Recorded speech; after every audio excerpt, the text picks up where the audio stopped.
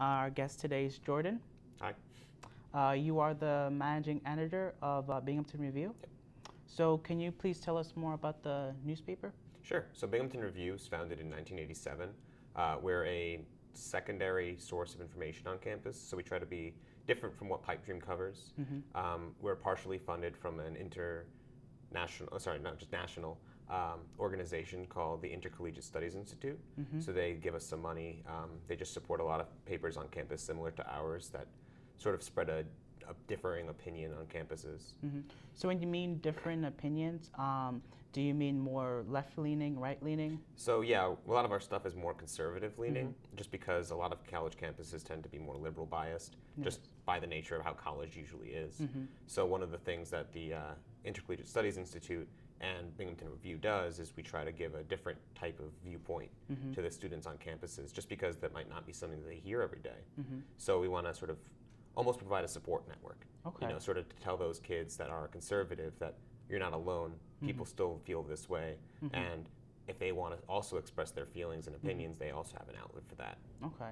Yeah, this is a very interesting year to be a conservative. This is the latest issue. And speaking about the current state of the conservative movement, what is your opinions on it? So a lot of our members are more libertarian leaning than conservative. So not a very great year for libertarians, to say the least. But some of our members, are more traditional conservatives. It's really person by person kind of thing. Okay. So some of our members prefer, we have Trump supporters. We have supporters for Rubio, Cruz, Kasich. But I guess as a young conservative personally, I'm kind of disappointed. I agree a lot more with someone like Rand Paul, Ron Paul, Justin Amash. But to see this kind of almost destruction of the GOP, at least from my perspective, it's very disappointing, disheartening, to say the least. Yeah, there is a divide between the establishment, and I would think Rand Paul, Ron Paul, although they're sort of outsiders, but they're still considered to be part of the establishment, considering their time in the Senate and the House. Now, for libertarians, I think it's a bad year for libertarians just because of the foreign policy of ISIS. And of course, Rand Paul has always been a person who's been less government, let's get out of these wars. But when you're confronted with a thing like ISIS, with terrorists, there's a fever that starts. And I think somebody like Trump, I think somebody like Marco Rubio, Chris Christie, especially in the beginning, they really focused on that, that having a strong military. So what are your thoughts on the fact that libertarians face this trouble of, most conservatives want less government, but only when it doesn't affect their own interests, such as the military? Yeah, that's something that's kind of difficult being a libertarian, especially, is that you don't really agree with anyone. That's actually one of the reasons I personally became a libertarian is back in high school, 12th grade civics class, I said, I don't really agree with the Republicans or the Democrats. What else is there? And I did a Wikipedia search for political parties in the U.S., and that's how I found libertarianism. And I guess it's kind of difficult to reconcile ourselves with the GOP in all issues. That's kind of the reason that the Tea Party was founded initially. Initially, it was only an economic thing. That's why it was called the Tea Party. It's about lowering taxation. And then it was sort of co-opted by the religious right, and you ended up with the current Tea Party that's this evil demonic force, at least considered by some. Sarah Palin. Yeah. Yeah. But from my perspective, it's something that's upsetting. I almost wish that the libertarians could sort of make their own party. There is a libertarian party, but it's floundering. It's actually doing much better than it used to be, but it's still at like less than 5% national polls. Yeah. And it's interesting because you see a lot of polls that are put out about millennials, especially young people our age, who really like libertarian ideas. But then you get sort of individuals who sort of take that movement, that moment, the libertarian moment, from the millennials and sort of use it for their own advantages. So someone like Bernie Sanders, who takes a lot of libertarian ideas and then uses his own economic principles. So he has a very libertarian social policy, but also a very statist, I guess you could say, fiscal policy. Okay. Now, so it's safe to say you're not feeling the burn? I am not feeling the burn, no. You're not feeling the burn. Now, that's an interesting concept because He is on the far left, and him, by the virtue of being there, has dragged Hillary Clinton, a moderate, towards the left. She's now basically repeating what he's been doing. Now he is for bigger government. I guess that'll be the main difference. And I guess his social policies, libertarians are for free marijuana, government, marriage, not be involved in marriage. So on social issues, as a student and young person, you do have a lot of common with our common student population, which tends to be Democratic. So do you find that Binghamton Review is doing its job, that they are reaching out to different voices? So that's one of the things that we're trying to do is we have some articles that are usually more socially liberal. We used to have a running joke that we would publish a legalized marijuana article every year, but we haven't done that yet this year. But something that we try to connect with the more undecided voices on campus. Yeah. Something that we know that they'll appreciate and like. And then we try to also have our fiscally conservative articles in there too, just to sort of introduce them at the same time that they're reading something they agree with, something that they may not have thought about before. Yeah. I'm one that follows politics, myself, and I tend to think the idea that, people generally pick a side, and the game of politics is getting those independents. I know yesterday Michael Bloomberg said he was not running, which was sort of disappointing just because I feel like this is the year where you could have an open convention where, the establishment could do some early 20th century tricks to get Trump out. So first, what were your thoughts on Donald Trump himself? Well, I think that he's not as crazy as he wants us to think he is. I think that a lot of what he says on TV and a lot of what he says at his rallies are not things that he would actually be able to implement, or actually wants to implement. So I personally believe that once he does get the nomination, which at this point it looks like he will, he'll just sort of veer towards the center, which is where he actually lies. Yeah. Go ahead. No, sorry, that's just my personal opinion, but my father is telling me the same thing, and until that point, I can't support him. I just can't stand by what he says. Yeah, a lot of people I think Harry Reid have said that they would like to deal with Trump because he's a deal maker. That's how he made his business. Plus inheritance, of course, but but one thing, to know a man, you have to look at their history. And this is a person who's been in New York City, Manhattan, Celebrity Apprentice. So he was pro-life, he endorsed Hillary Clinton. So I agree with you in the fact that, all his life, he wasn't a hardcore conservative. And do you think this is the problem with the Republican Party, that in order to just win the primary, that you have to be so extreme, that you have to be so politically incorrect, just for you to get to the center, you have to drag yourself to the right? I see what you're saying, and I definitely think that happens a lot. You get a lot of pandering to the sort of the core, the base, and then when it comes time for the actual general election, you need to sort of sway the independent voters, the centralists. So it's a little bit problematic because then when you actually get to the general election, you're going to have all these recordings. They said this, they said that, and you're going to be able to quote them on what they said, and you're going to be able to say, look, this person is a lot more farther right tthan they want to seem. But at the same time, as long as they're not actually that far right, I think it's not that problematic. Okay. Now, this is the year where anything goes. I'm more of like a statistician. I follow Nate Silver. And I look at delegate counts and what's more likely to win, and really polls are out the door. Really, with Donald Trump being the leader, nobody 6 months ago you would have been laughed off stage. So basically, with that said, as a student, what are some of your interests here at Binghamton? Well, I'm a computer science, English, psychology, triple major. Oh, so English, psychology, and computer science. And computer science. Yeah. Oh wow, that's a doozy. So what made you want to do those three? Well, actually, I came in as a computer science major. So back in high school, 10th grade, I said, oh wow, computer science, this is so fun. And I just really loved it. It was easy, and at least to me. And I enjoyed it. So I thought, I can make a career out of this. I'll go to college, and this will be my major. And then when I got here, I said, I really miss English. That was literally what I said to myself. So I said, all right, I'm going to start taking English classes. So I did. And the English major is fairly small in comparison to my CS major. So I added that on. And I noticed that I had a lot of the prerequisites out of the way for psych. And I remember enjoying it in high school as well. So I started taking classes in that too. Okay. Before I knew it, I had a major in each. Oh, wow. So are you a junior now or a senior? I'm a junior, but by credits, I'm already past senior. Oh, wow. That is interesting. So you will be graduating May 2017? Hopefully. Hopefully with 3 degrees. That is very interesting. Now, as a computer science major, obviously we live in a globally connected world. What types of programs do you know how to code?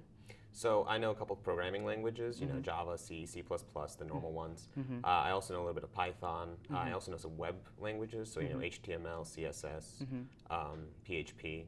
So I don't really specialize in anything just yet. I've had some internships. You know, I did an internship with the government last year doing some research in a national lab, and I'm going to be working for Amazon this summer. Oh, wow. So hoping to see what everything is like right now. I'm keeping my options open for the moment, though. Yeah. I've even considered law school as a possible direction. Wow, yeah, you'll definitely be a good candidate. Now, it's interesting, you know, when I look at a company like Apple, you sort of have like the triple threat where, you know, computer science is about solving problems, you know, but it's solving problems in the real world. And I think you having that psychological and English background, the humanities basically, sort of Apple is a marriage between machine and art. And do you find that, you know, having such a diverse background and knowing the ones and zeros, but also knowing the beauty behind the words, the beauty beyond living, do you think that is a definite advantage? Yeah, I mean, just beyond the sort of artistic expression that comes from being a liberal arts major in addition to my hard science background, I also find that computer science majors tend to be fairly poor public speakers, just as a practical note. But having a background in English, having a background in psychology definitely gives me something that the average CS major doesn't have. Yes. So it's something that I find is really enriching personally. So I get to sort of have, you know, an English class and a CS class and a psych class in the same day. And every day I have something different going on in each class. And it sort of keeps me from being bored, keeps me interested in everything. And I hope to be able to bring that to wherever I do end up working. Okay. Now, because your majors are so different, is there a certain commonality you find within these subjects? I guess not really, no, actually. Really? I find that some things do overlap, but for the most part, it's just sort of the intangibles, the stuff that you don't really study on purpose, but it's the stuff that you just sort of get out as a side effect of what you study. Okay. So when I learn, you know, how to give a presentation in my English class, or rather, you don't learn, you just sort of do it. You do it, yeah. Yeah. So when you just sort of do things in your various classes, you can bring that over. So the analytical skills that I do in my CS classes, you know, when I'm analyzing problems and I'm coming up with solutions, that's the kind of stuff that I can apply when I'm reading a paper or reading a book and I have to write a paper about it. I can sort of apply a similar type of analysis. Okay. Now, tell me about the project you're working on in school right now. You're part of a research? Yeah, I'm part of a research group with led by Professor Alexei Kolmogorov. He's in the physics department. He's running some research on a project he calls Maze, which does materials discovery, uses evolutionary and heuristic algorithms. Okay. So basically it takes a bunch of materials, finds the best features of both, marries them together, and then creates new materials from that, and then it does this over and over again, like living cells, to find the best materials. Wow. And this predicts new types of things like superconductors and stuff like that, which have been proven to be experimentally feasible. So it's great, that he gets to make such contributions to science. That is very interesting. So what are some of the implications for this? When hearing different combinations, I think of a company like Tesla who needs better batteries, and of course you need better materials that could conduct and control energy. So within your research, what are some of the exciting possibilities that this research has? You actually hit the nail on the head there. Just last year, he was telling us, I wasn't part of the project at the time, but just last year they predicted a material that was later found to be experimentally real. Like he sent the chemical formula over to a company and they made it in the lab, and it's one of the most stable superconductors yet. Oh, wow. So the applications for that are really endless. You can make computers infinitely more, well, not infinite, but yeah. measures of magnitude more efficient. Magnetic levitation could become a thing. MRI technology also. So really, there's so many applications for what we do in the lab. What I'm doing specifically, though, is I'm making it a lot more efficient. So his algorithms require a lot of processing power. Yeah. And as it is now, it can take weeks sometimes to just run a single test. So what I'm trying to do is I'm trying to make his code more efficient. Okay. And the smallest changes can make such huge impacts in that because it's being run so many times. Okay. So that's what I'm trying to do now as part of the project. Also making a website for the project itself. Interesting. Now, with that is very exciting. It's very exciting to be a part of that. I must assume. And just being in Binghamton alone, it being, I think we just got ranked 20th best public university by USA. I don't know. I heard something like that too. Yeah, by USA magazine. Now, these levels of opportunity, obviously, you being well aware of politics, given our, basically, what I'm trying to get is, 50 years ago, if you were a computer programmer, you live and you continued it, you would be set in terms of, you have the Bill Gates, you have the Steve Jobs. They sort of were ahead of the curve. And now today, the trend is big data. So what possibilities do you see with big data in the sense that you have, cloud computing? We're now able to analyze a lot of things just through smartphones. So what are some of the interesting things that's going on in that field? So yeah, big data is really big. Yeah. It is a very interesting field. I've done a little bit of work in it with a previous internship that I had, and it's really amazing all the information that you can get from all this tiny pieces of information that are very easily available. So you can find a user's data on certain activities, and alone each piece of data is practically worthless. When you take it as a set and you sort of apply different types of ways of looking at that data, you can find patterns and you can find ways of predicting future actions, which can be really great for things like economics, for example, where you might be able to predict consumer behavior better, or Netflix. Netflix uses big data to find out what kinds of movies you might like next, or Google uses it to give you advertising. So the big data is really getting big, and I think that it can only get bigger from here, just because there's so much you can do with it in terms of taking data that was previously unusable and making it into something that's more useful. Yeah. And it's there anyways, so you might as well take a look at it. That's true. And we're always generating more. As you mentioned with cell phones now, they're always reporting back to a server. They're telling, as creepy as it sounds, they're always telling telling Big Brother what you're up to. Whether that Big Brother be the government or a company like Facebook. The more these companies and the government knows about you through these small pieces of data, they build up a picture of a very realistic you, which they can use in models and stuff like that. Yeah, and I always use the analogy of, whenever I go to a weird store and I charge my Chase credit card, they always text me, Brian, was this you? And of course, being a libertarian, you might have some reservations about, bodies having some of, this information. And of course, the current controversy with Apple not wanting to help the government, of course. But on a deeper level, us, again, in Binghamton, having this opportunity, you as a student, and me as well, we realized that there's globalization, and this has implications in both computer science and the political realm, in the sense that we have a lot of students who come from China, who come from India, and who mostly focus on computer science and business. Right. And when you look at other minorities, other people, I believe the African American population is less than 5%, and even the African American population that is here tends to be from Africa.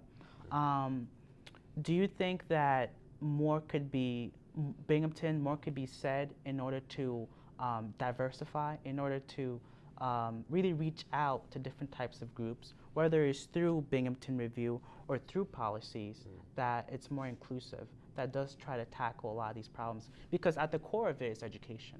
You know, if you take a look at any scale, if you have a high school education, you're going to make probably 30,000 a year. If you have a bachelor's, probably 45, master's 60, PhD 80, you know, so on and so forth. So education is important, and Binghamton is really a microcosm of the world if you think about it. If you think of the global economy, as you know, you see people who come straight from every different type of the world. How can we capture Binghamton's energy and really let America also have that type of energy? So I think part of it is, well, as a libertarian, I'm very pro open borders, but that's not something that's politically feasible, obviously. But something that I find very interesting is things like at Binghamton University, how you can have students from various countries, and that really opens up the individuals who go here, the Americans who go here, at least. That opens us up to more international to a more international community. So you know, I might not have ever met a Turkish person in my life except through my computer science classes, or you know, I might not have ever met someone who was from China except by going to China. So I think that having those experiences in college helps us grow up to be some people who would be more open to interacting with the global economy, the global world. So I think that what we're doing now at Binghamton is very important in terms of getting us exposed to the global cultures. And one thing that Binghamton Review at least strives to do is we're open to everyone. You know, people come in and they sit down for a meeting sometimes, and you know, they never come back, unfortunately, a lot of the time, but some people do stay. And when they do stay, it's great to have them integrated into our community, because that's what Binghamton Review really is. We're a small community, which is one of the nice things I like about our publication, actually, is that opposed to, you know, Pipe Dream, for example, we have about 20-something members right now, and we're almost like a mix between a publication and a club. So people come and they hang out, but they also write for us. So I think that that's one of the nice things that we have, is that we can sort of bring people together over their common interests, whatever those might be. Usually conservative interests, but still, we can bring people together over their common interests and then sort of reach out into the rest of the community. We're a constant advertisement for ourselves. We write, and then we publish that, and we say, hey, people, you should come join us and write with us. And you should come join our club and hang out with us and sort of come together as a community more. Now, one of our elections, our sweeps, which is the Binghamton, you know, big debate where candidates talk, one of the main themes was inclusion. And you have a lot of minorities who feel that the student association who represents them are not reflective of their concerns. Again, you have a lot of racial tension. You have a lot of people who feel who feel overwhelmed and also underrepresented. So what are some of the things, you know, somebody looking at Binghamton Review might assume, wrongfully or not, that conservatives, you know, there's a stigma that they don't care about the poor, they don't care about poverty, they don't want handouts.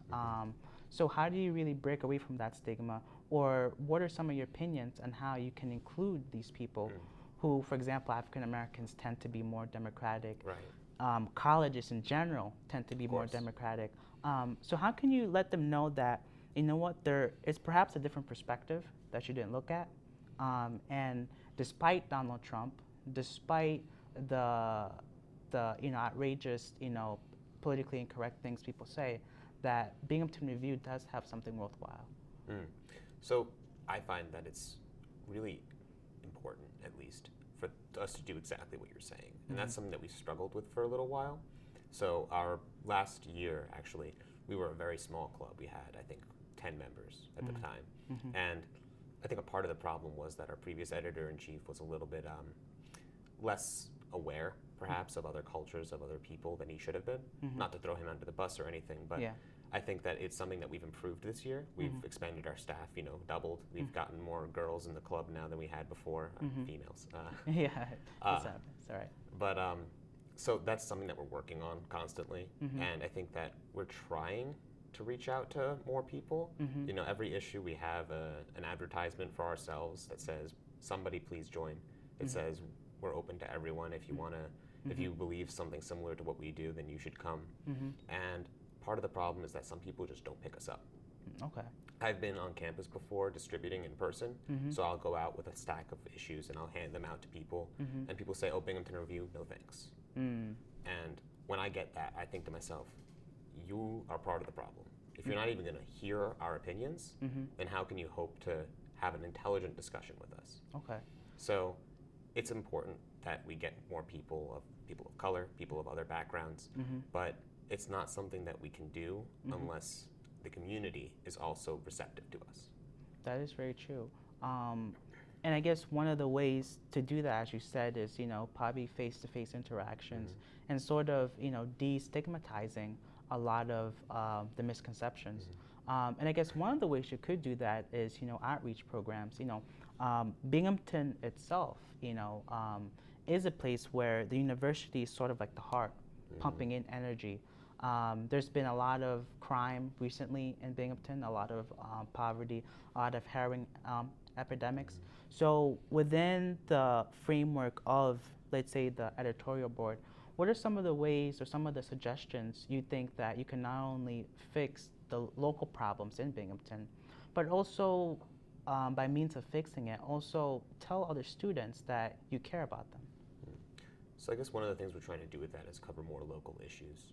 So as you said, there's a big problem with heroin abuse in the community, and in one of our coming issues, we actually plan on dedicating at least a full 2-page spread on that. And one or two of our members are actually from the Binghamton area, so we're trying to sort of focus more on the local news and the local stories that are important. So in the past, we've been very nationally focused. So we've focused mostly on opinion pieces about national elections and national news. But one of the things that we're trying to do, at least in respect to what you were talking about, is getting more involved in the community, at least in what we cover. One of our members recently went on a ride along with the Binghamton Police Department. Okay. And he actually spent the evening with a police officer, going to different calls and seeing what it was like out there. And that's one thing that we're publishing that we hope will be fairly interesting to our readers and to the people, in Binghamton as a whole. Yeah, it's a very interesting concept, especially in the advent of police brutality, African American concerns with police. I think a program where police could, get people to, if, perhaps Binghamton Review can be that bridge between, getting these programs and actually being there, because for progress to happen, we always have to see how the other side lives, and we have to hear different voices. And again, I think that all starts with tone. I think it starts with a common interest, and I guess there's no better place than Binghamton itself as an educational place. Yeah. All right, so with that, thank you for joining me. Thank you very much. Pleasure. Pleasure meeting you. And I hope to see you again. Thank you for joining us. Bye.